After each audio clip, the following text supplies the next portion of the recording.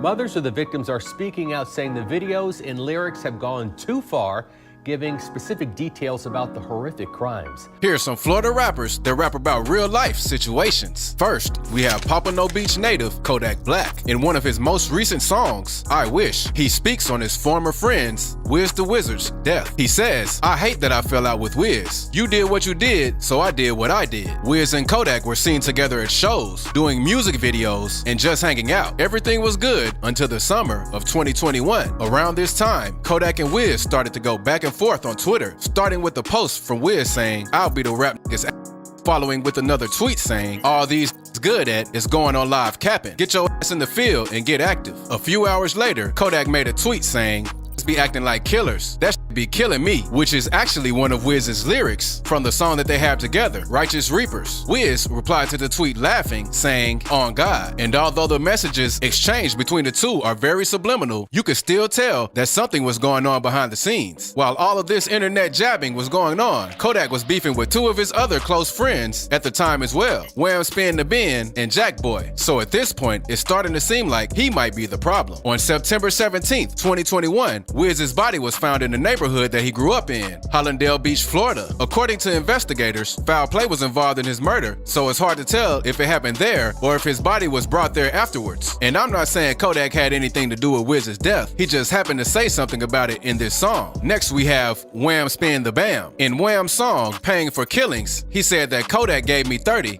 I'll blow that in sacks. I'm finna sign for them M's. I ain't even tripping. You can get that back. By now, Kodak is notorious for messing up his deals with his artists. First, Jack Boy wanted out, then Wiz, now Wham. And it seems like now that these guys are trying to leave Kodak's wing and flourish on their own, he isn't too happy about it. Wham explains how Kodak only signed him for 30 grand, but now that he has some fame to his name, he wants more. And just like Kodak does with all his other rappers, he requested Wham to pay him back everything, which in this case would be $30,000. I still love the music Kodak, Wham, and Jack Boy makes, so I can't pick any sides in this drama. Let's just hope that they work everything out. Next, we have a rapper from Jacksonville, K-So. K-So is good friends with Young and Ace, one of Fulio's main ops. Despite all of these guys being from the same exact area, they still hate each other's guts. In K-So's song, K-So B, he says, "Bibby had a closed casket. I ain't surprised." He is referring to Fulio's friend, Bibby. Around 3 p.m. on February 26, 2019, after reports of gunshots,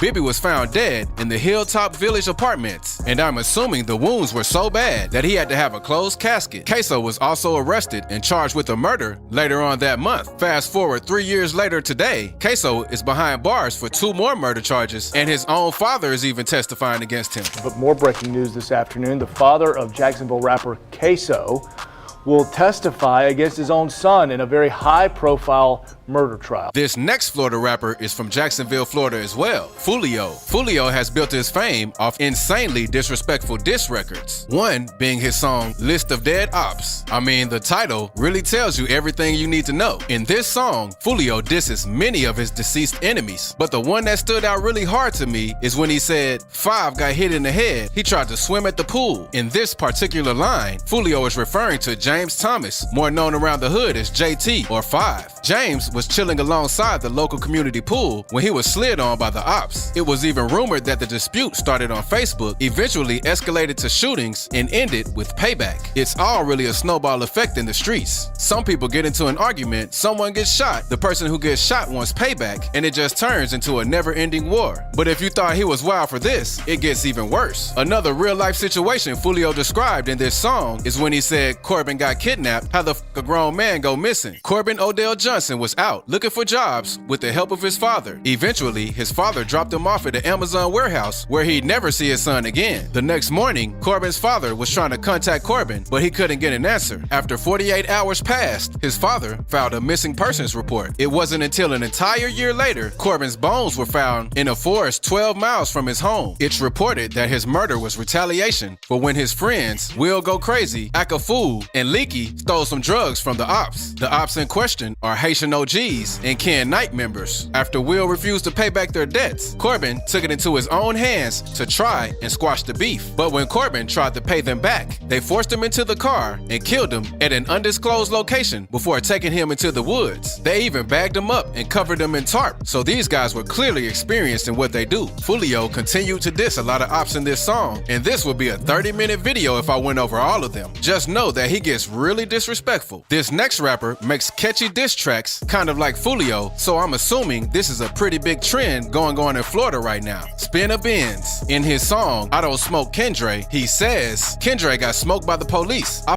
with Jit, so I'ma leave him out of the wood and smoke Pete. He was referring to two of his former ops, Kendra Austin and Antoine Williams, who goes by the name 35, Lil Petey, or Pete. Kendra was shot and killed by the police while fleeing a stolen vehicle. Kendra wasn't on his best behavior, you could say, because before stealing this car, he already had a record that included burglary, grand theft, resisting an officer without violence, and criminal mischief. After he stole the car, police blocked him in with their vehicles, but Kendra wasn't going out that easy. He rammed the stolen vehicle into the other cop cars and drove away before crashing into a dirt road not too far off from the police officers. Kendra and the passenger jumped out of the vehicle with guns in their hands, but the passenger dropped his and ran away in another direction. Kendra, on the other hand, never dropped his gun. He ran in the opposite direction of the passenger, and the officer fired 2 shots in his direction after he noticed he was still armed. Kendra then crouched down and faced towards the officer, almost as if he was planning to shoot back. That's when the officer fired 2 more shots, hitting him. He later died